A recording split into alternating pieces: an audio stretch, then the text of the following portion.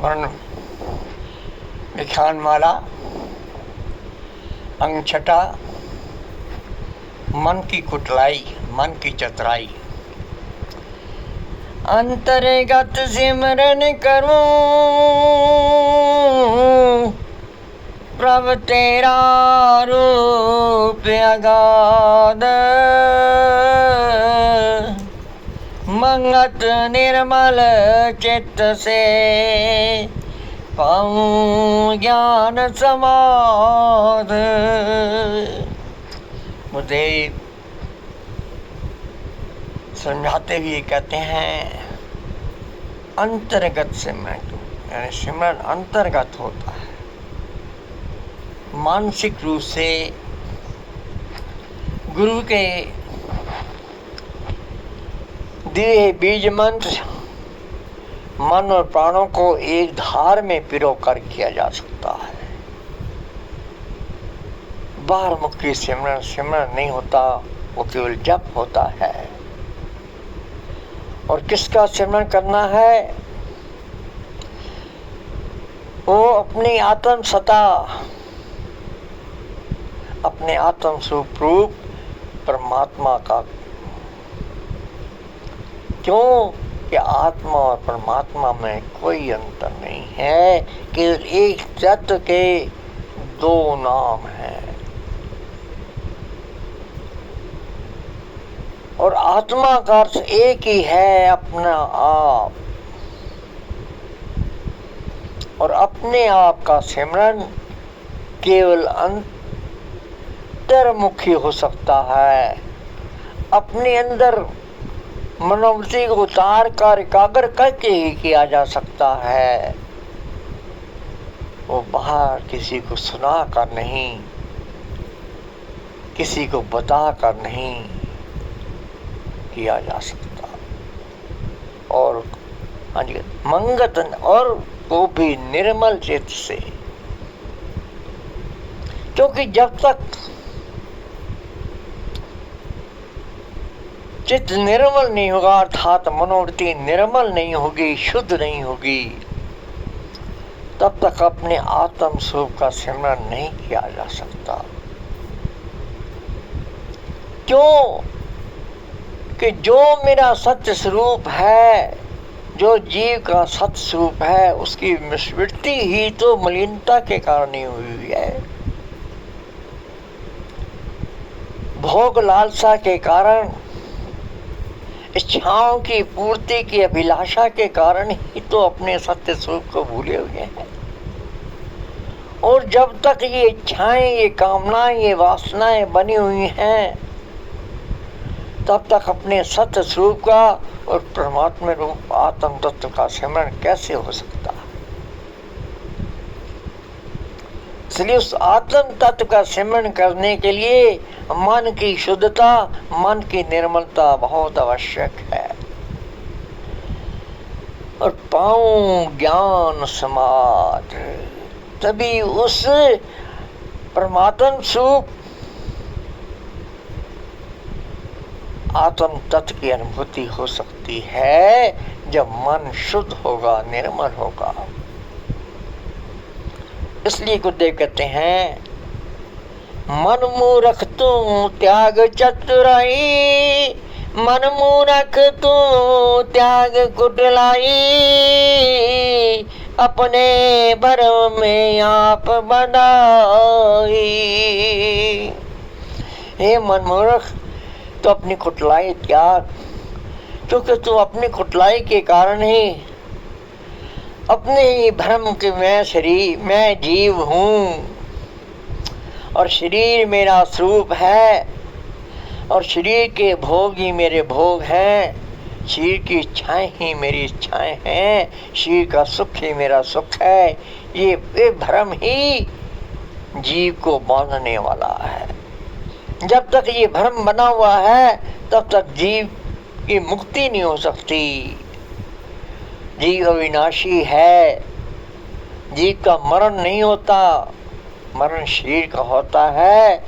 लेकिन भ्रम के कारण के मैं जीव हूँ और शरीर ही मेरा स्वरूप है, इसलिए इस भ्रमवश एक शरीर को छोड़कर दूसरा शरीर धारण करता रहता है, लेकिन मुक्त नहीं हो सकता, क्योंकि इच्छाएं शांत नहीं होती, भोग लालसा समाप्त नहीं होती, भोगों में तृप्ति नहीं होती। इसलिए एक शरीर से दूसरे शरीर में आवागमन के चक्र में ही फंसा रहता है।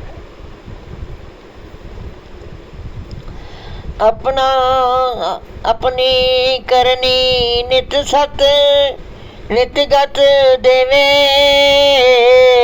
ऊंच नीच जोनी जो सेवे। अपनी करनी ही, अपने कर्म ही गति कराते हैं। गति दो प्रकार की होती है। एक तो आवागमन से मुक्ति, अपने आत्म स्वरूप की अनुभूति करके उस परमात्मा तत्व में लीन हो जाना, और दूसरी इच्छाओं और भोग की लालसा में कर्म चक्र में बंधे हुए बार बार जन्मना और मरना। इसके अतिरिक्त और इस जन्म और शरीर धारण करने के चक्कर में कभी ऊंची जोनी प्राप्त होती है, कभी नीच जोनी प्राप्त होती है। जैसे जैसे कर्मों का निबेड़ा होता है, वैसे वैसे ही योनि जीव को प्राप्त होती रहती है। जब तक अपनी करनी को शुद्ध नहीं करता, निष्काम नहीं करता, निर्मल नहीं करता, तब तक ये ऊंच और नीच गति में आना जाना भी समाप्त नहीं हो सकता। अनमत धारनित रहे प्यासा, काल कर्म की जाए नहीं फांसा। अंधमति, यही तो अंधमति है कि मैं जीव हूँ, यही अज्ञानता है, और इसी अज्ञानता के कारण ही काल के चक्र में फंसा हुआ है, इस आवागमन के चक्र काट रहा है। और जब तक इस जीव को भाव के भ्रम से निकलता नहीं है, शरीर की आसक्ति को त्यागता नहीं है, शरीर को अपने स्वरूप समझने का जो भ्रम बना हुआ है, इस भ्रम के जाल से निकलता नहीं है, तब तक का आवागमन के चक्कर से भी नहीं निकला जा सकता। श्री गुरुदेव कहते हैं, जागृत होके करो विचार, निर्मल करनी हृदय में धार। अभी हम अज्ञान निंद्रा में सोए हुए हैं। ये जीव भाव ज्ञान निंद्रा ही है, शरीर को अपना स्वरूप समझना ज्ञान निंद्रा ही है। गुरुदेव कहते हैं, अज्ञान निंद्रा से जाग कर विचार करो कि तुम कौन हो, तुम क्या हो। मैं क्या हूं, मैं कौन हूं। निर्मल अपने हृदय की गहराई तक इसको निर्मल बुद्धि से इस पर विचार करें, हृदय से,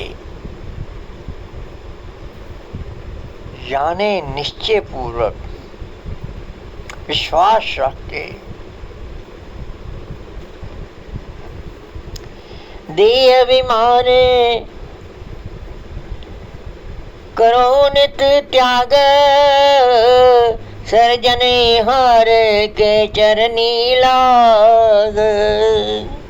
ये शरीर का अभिमान जो बना हुआ है कि ये शरीर, मैं बलवान हूँ, मैं धनवान हूँ, शरीर ही मेरा स्वरूप है। ये शरीर की आसक्ति, शरीर का अभिमान जो बना हुआ है, गुरुदेव कहते हैं इसका त्याग करके उस आत्म तत्व निज स्वरूप का सिमरण करें, निज स्वरूप का ध्यान करें, वो अपनी मनोवृत्ति को उसकी शरणागति करते हैं। हर समय मन में उस अपने आत्म तत्व का ही ध्यान बना रहे, उस आत्म तत्व परमात्मा का ही ध्यान बना रहे। भय भरम में नित गरस साए, गर्भ को धारे अधिक दुख पाए।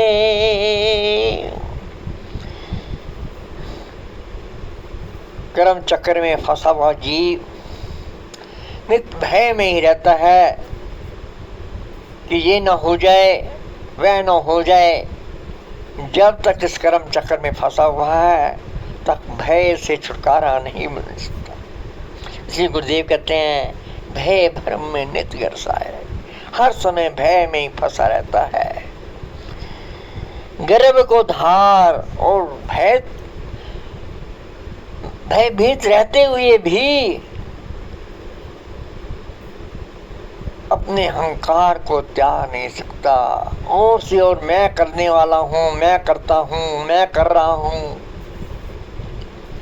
ये मैं जो कर रहा हूँ, मैं करता हूँ, यही सबसे बड़ा अहंकार है। यही जीव को अधिक से अधिक कर्म चक्रों में फंसाता चला जाता है, अज्ञान की दलदल में फंसाता चला जाता है। इसलिए गुरुदेव कहते हैं कर्म फल इच्छा दीर्घ रोग, रे राग द्वेष का होए संयोग। और सबसे बड़ी जो कर्म फल की तृष्णा बनी हुई है, कर्म करने से पहले सोचता है कि ये मैं कर्म करूंगा, मुझे ये फल प्राप्त होगा। यही सबसे बड़ा दीर्घ रोग है।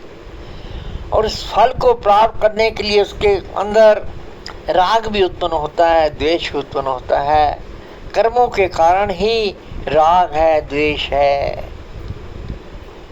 कोई जो कर्म करता है उसका फल शुभ हो जाता है, जिस माध्यम से उसका फल उसकी मन इच्छा अनुसार प्राप्त होता है, उस माध्यम से उसका लगाव हो जाता है। और जिस माध्यम के कारण उसके फल प्राप्ति में विघ्न उत्पन्न हो जाता है, उसी से वे द्वेष करने लग जाता है। इसलिए गुरुदेव कहते हैं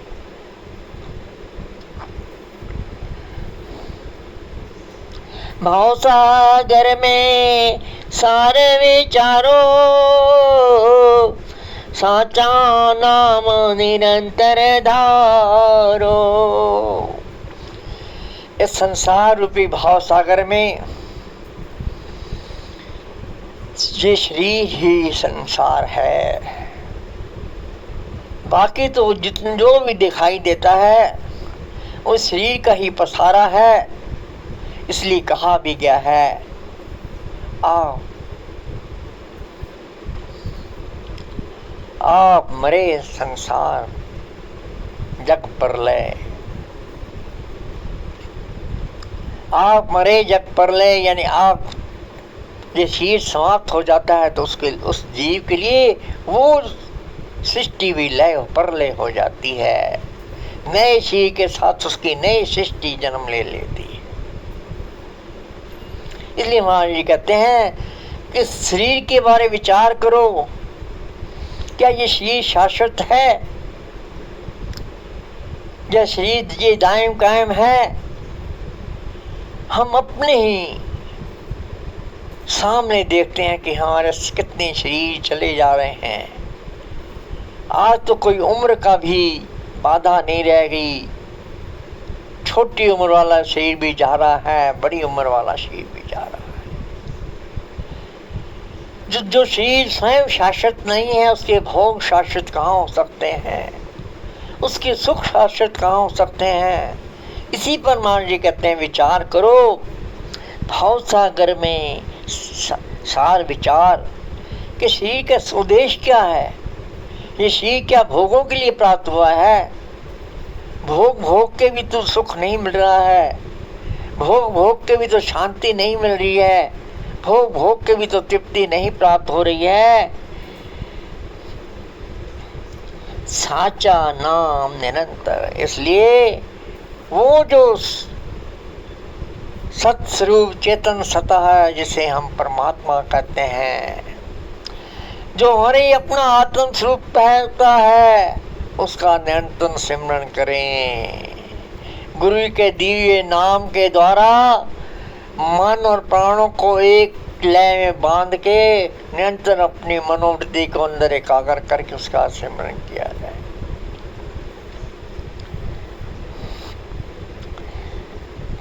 सात स्वरूप शब्द को ध्याओ, मनवा चित संपत्ति घर पाओ। सत्य स्वरूप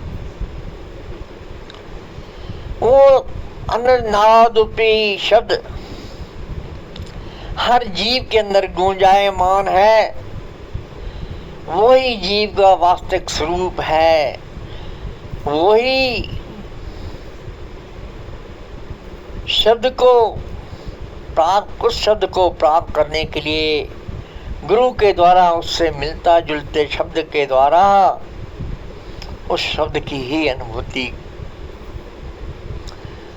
और बुद्धदेव कह रहे हैं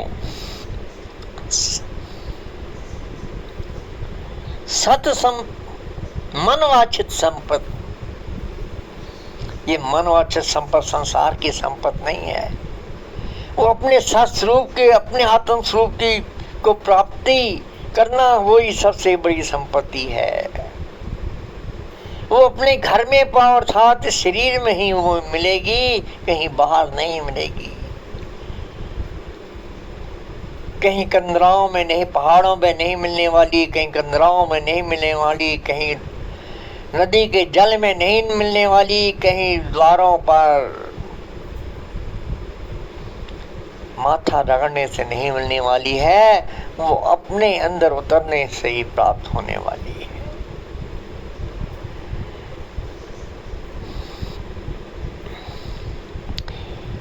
ब्रह्म चक्र से मिले खुलासी, सत स्वरूप से अविनाशी। जब मनोवृत्ति गुरु के दिव्य बीज मंत्र के साथ, प्राणों की धार के साथ निरंतर एक सिमरन में ध्यान करेगी, तो फिर क्या होगा? इस भ्रम चक्र से छुटकारा प्राप्त हो जाएगा और सत स्वरूप पर से अविनाशी। अविनाशी तो अब भी है, कहा ना, ईश्वर अंश जीव अविनाशी। जीव भाव रखकर भी अविनाशी है, लेकिन इस अविनाशता में भ्रम है, भुलेखा है, और इसी भ्रम और भुलेखे के कारण एक शरीर धारता और दूसरा शरीर त्याग, एक शरीर छोड़ता है और दूसरा शरीर धारता है। लेकिन इस भय ब्रह्म भुलेखे से जब, अज्ञानता से जब निकल जाता है और अपने सत्स्वरूप को प्राप्त कर लेता है, तो फिर आवागमन नहीं होता। शरीर के धारण करना और त्याग करने का चक्र समाप्त हो जाता है।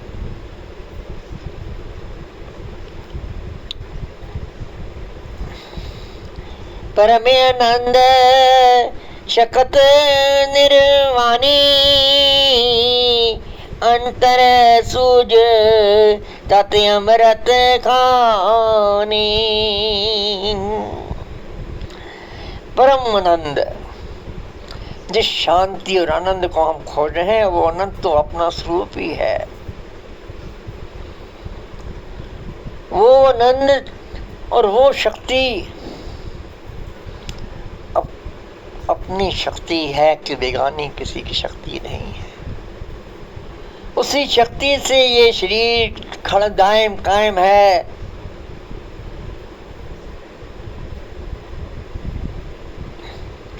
अंतर सूझ, उसकी अनुभूति अपने अंदर ही होगी, क्योंकि वो आनंद, वो शक्ति अपने आप में है, कहीं बाहर नहीं, कहीं दूसरे का में नहीं, अपने आप में ही है।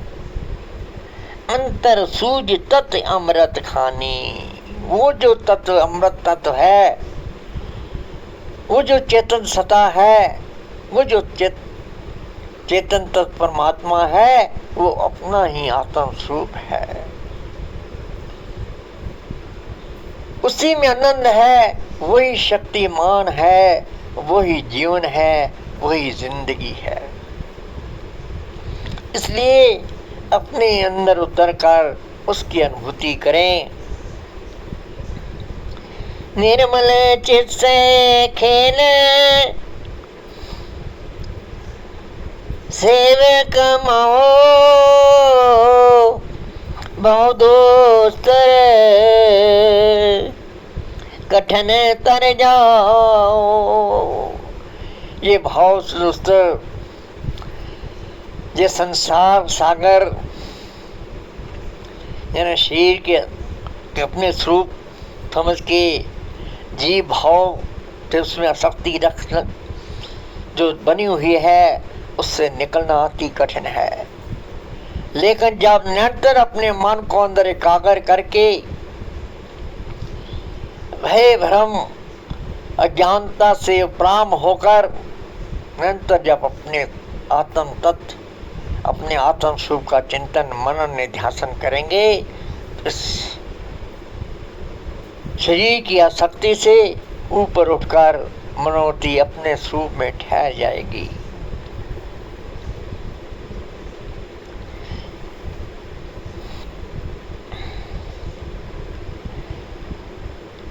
ये परमान धारो नित नीत, प्रभु जाते के गाओ गीत। हर समय अपने मन को उसी में लगाए रखें, हर समय अपने अंदर उसी का ही उच्चारण हो, उसी का ही सिमरन हो, उसी का ही ध्यान हो। उसके अतिरिक्त संसार की सब वस्तुओं को भूल जाएं, इस शरीर को भी भूल जाएं, केवल अपने आत्म सुख का ही चिंतन बना रहे, अपने आत्म सुख का ही निध्यासन बना रहे। अंत में सतगुरु कहते हैं, सत्य स्वरूप के ज्ञान से जाए छिया का रोग, मंगत सतगत पाए जब पूर्ण गुर संजोग। पूर्ण गुरु संजोग का अर्थ है कि जब किसी गुरु से वो विधि, वो दीक्षा प्राप्त होगी, वो बीज मंत्र प्राप्त होगा। उस बीज मंत्र के द्वारा, जिसे आम संत भाषा में नाम कहा गया है, उस नाम के द्वारा उस शब्द का निरंतर ध्यान, निरंतर निध्यासन करके ही इच्छाओं का रोग का निवारण हो सकता है। उसके बिना और कोई मार्ग नहीं है, और कोई रास्ता नहीं है। इसलिए गुरुदेव कहते हैं, सतगत पाइए। वो जो सतपद है, वो जो समता स्थिति है, जैसे गीता में भगवान कृष्ण ने स्थिति प्रकटता कहा है, जिसे आम भाषा में मोक्ष कहा है, उस अवस्था को प्राप्त करने के लिए गुरु की बताई हुई विधि, गुरु के बताए हुए नाम के द्वारा निरंतर चिंतन मनन निध्यासन करने से ही प्राप्त की जा सकती है। ओम ब्रह्म सत्यम सर्वाधार।